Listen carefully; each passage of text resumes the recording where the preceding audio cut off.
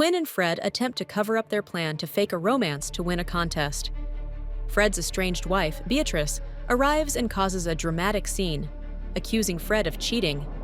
While Beatrice is escorted away, Fred suffers a sudden seizure, leaving Quinn trapped in the room with him and unable to get help. Was Fred going to be all right?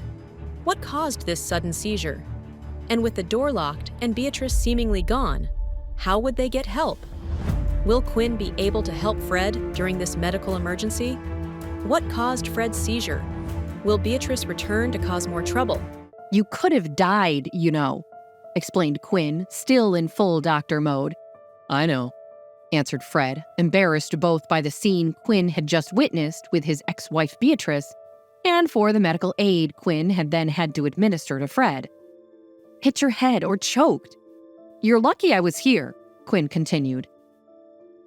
Quinn carefully slid a pillow underneath Fred's head as he convalesced on the bed. "You're stabilized, at least for now," she said. "How long have you been having these seizures? This could be something serious." Fred, thankful to be alive, could no longer hide his condition from this brilliant neurologist. He was ashamed. Fred exhaled. It was time for him to come clean with her. "You might have heard that I was in the service for a while," he began, speaking slowly. "Our truck hit a roadside bomb. I was lucky I survived. The rest of them didn't." Fred's eyes glossed over with tears, remembering his lost friends. "I'm so sorry," said Quinn, placing her hand over his. She couldn't believe that she actually felt some sympathy for this man she had spent so much time despising. Apparently, there was a lot she didn't know. "There's a lot he doesn't know about me either, though," she thought. Quinn looked down at her hand on top of Fred's and tried desperately to convince herself that she was just showing a compassionate bedside manner as his doctor. Nothing more. "So, the seizure was related to an injury?" she asked. "I was in a coma after the accident," Fred sighed. "For 3 years. When I woke up, there was Beatrice, introducing me to my 3-year-old son. We'd been dating for a little while, and then I'd come home that Christmas on leave, then went back, and then the accident. At least, that's what she said. I don't remember any of it, to be very honest." "Do you think Beatrice may have been lying to you?" Quinn said gently. "She showed me pictures, and she doted on me the whole time I was in the hospital. I had no reason to believe that she was lying, at least not at the time. And then there was Jake. He was so cute. I was overcome. My son. I had a son. I didn't know how badly I'd wanted one until I saw that little boy for the first time." Quinn smiled. "I understand that for sure. Becoming a mother was the greatest joy I've ever known in my life." "You're pretty good at it too, Doctor. As afraid as I was, that first time Jake ran away and we found him with you, your first impulse was to check on him and see what he needed." Quinn laughed, remembering that day, which now felt like a lifetime ago. "He needed dumplings. The boy can certainly put away his food." Fred also laughed. "No arguments there. He loves those more than almost anything." The laughter subsided as Quinn and Fred sat there quietly, perhaps really seeing each other for the first time. "Fred," began Quinn, "we need to talk about these seizures of yours. You need to come into the hospital to get a full neurological workup." If only I still worked at the hospital. "Do you understand how important it is that nobody knows about this? I'm a CEO. I have responsibilities that affect businesses all over the globe. And if the stockholders should get wind of the fact that their CEO is sick or weak or unable to fulfill his duties, it could seriously affect stock markets all over the world." Quinn saw that Fred was truly afraid of anyone finding out about his health. "You see, Mr. Smith," she said, "there's this thing called doctor-patient confidentiality.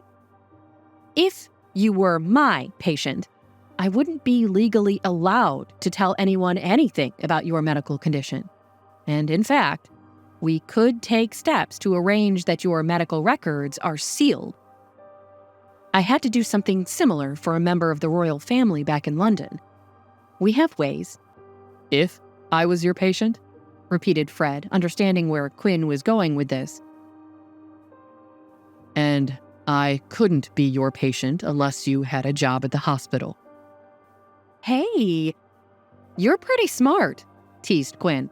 If you had me reinstated at the hospital, then yes, you would be my patient, and I would be bound by confidentiality. Fred's tone was a bit more serious. I can have you reinstated, of course, but... But what? Asked Quinn. Hear me out, said Fred carefully. Uh-oh, said Quinn, drawing back for a moment and wondering what on earth this man was about to propose. You have to pretend to be my fiancé. Quinn stood up, shocked. Your what? My fiancé. Think about it. This solves a lot of problems for both of us. Jake could use a nanny, and you have Nora. The 3 kids get along really very well. Denny and Sammy need a father. Jake needs a mother who treats him well, unlike Beatrice. There's no end to the money I have, so nobody would ever want for anything. My penthouse is big enough that all 5 of you could still have your own bedrooms. Quinn folded her arms and listened as Fred continued with his completely ludicrous idea. It gives you round-the-clock access to me, which as my doctor makes sense given whatever is going on with these seizures. You being my fiancé is the cover story of why you need to be constantly around me. You'll be well compensated, of course. And then there's Beatrice. If you and I were suddenly getting married, then I'd have legal recourse against her. And I could force her to leave me, and Jake, and all of us, alone. No judge anywhere in the country would find in favor of her if she were harassing a man who had clearly moved on with his life. Quinn began to pace back and forth, allowing Fred's plan to sink in. Less than 24 hours ago, she'd been cursing this man. Now, it felt in the weirdest way that he was making some kind of sense with this off-the-wall scheme. So, Fred Smith, are you asking me to marry you? Quinn's eyes were wide and questioning. Not exactly, he answered. I'm asking you to pretend to be my fiancé. Until we figure out this medical condition and until we get Beatrice to finally settle down and remove herself from the picture. But what about the children? Quinn pointed out. How will they react when our fake relationship suddenly breaks up? And now they've lost a family. Quinn stared at Fred, her mind racing. The more she thought about it, the more this bizarre proposition seemed to offer some intriguing possibilities. Could this be a way to finally escape her own suffocatingly perfect life and find some real adventure? And what about Jake? He was a wonderful boy, and he deserved a loving home, but the risks were enormous. Could she truly play this dangerous game, pretending to be someone she wasn't, all for the sake of a man she barely knew? And what would happen when this temporary arrangement inevitably came to an end? Hey, I'm Jenny. If you're wondering what happens next, download the Pocket FM app now and listen to the exciting episodes of A Mother's Battle.